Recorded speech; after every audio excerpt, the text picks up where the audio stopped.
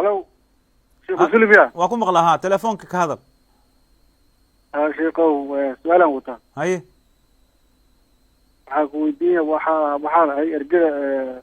soo doorataa xildhibaanada Maghreb waa gartay marka lacag $25,000 ka helay xalaal miyaa mise xaaraan bay noqonaysaa oo maxaa lagu siiyay $25 inaan xildhibaanka codka siiyo طيب waa gartay waa faham su'aashaada walaalkan wuxuu yiri mas'aladaas hadda aan ka hadlayno dulmiga way wuxuu leeyahay laaluush ayaan qaatay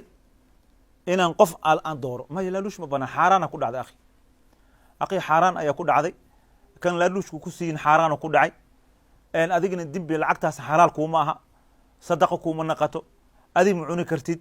ilaahi subhanahu wa ta'ala calooshaada deeg gashay ama siisin in allah tayyib la yaqbal ila tayyib ilaahi calooshaada gashane waa lagu cadaabaya waa qaadashada laaluushka su-aasha kala taal marka oo doorashada haddana xaaraantaas markay timaado doorashada dembi kale waay waxaa lagaa doonayaa qofka ilaahay ummadaas isdhihi karta wuxuu u qabanaya inaad dooratid laakiin qof lagu sheegay oo lagu yiri qofkaas dooro lacagtaana qaado laba dembi has ku darsanin dembiga lacag qaadashada iyo qofka inaad dooratid cala alaqal qofka ha dooran ka leexo qofka u aragtid inaad ummadda wax tari karo waa khilaafi kartaa ilaahay marka inuu kugu cafiyo laga yaabaa taas laakiin haddii aad lacagtii aad qaadatid oo qofkina aad dooratid oo qofkana qof xun noqdo dembigeeda la qaaday tan hadday kugu fakatay lacagta ka qaadatay waaba qaataa tiri haddaad dhihi leed ma qaadan ha qaadana ku dhihi haddaa qaadatay ka fikir qofka aad dooranaysa ha ku adeecin ninkii laaluush ku siiyey ha ku adeecin inaad u dooratid qofka uu rabay qof ummad wax u taray ku door ilaahay ugu dhawaa kaas lacala allahi dembigaaga ilahay noo dhaafa laga yaabaa su-aasha kale waxay tahay walaalka u weydiiyey ma banaan tahay photography nacam masalada photographiga way banaan tahay maxaa yeelay iyada waa xabsu dhil waa hoos kala xabisay laakiin waxaa la diiday dadka masawirka naqshada samaynayo ayaa la diiday oo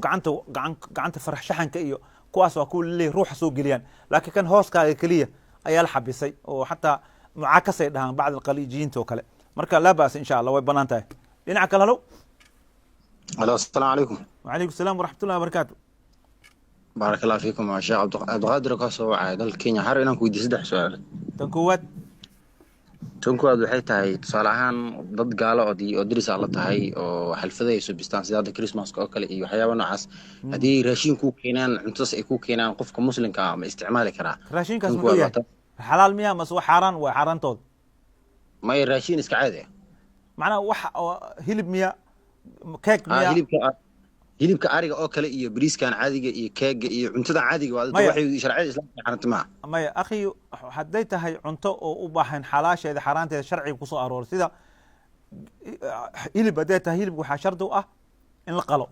ayagana ma qalaan koronti iyo ku dil neef baqti ay qayb anaga meydkan xaraan u naga yahay hilib dooya laga ma qaadanayo waxay neef baqti cuna anaga baqti ma cunno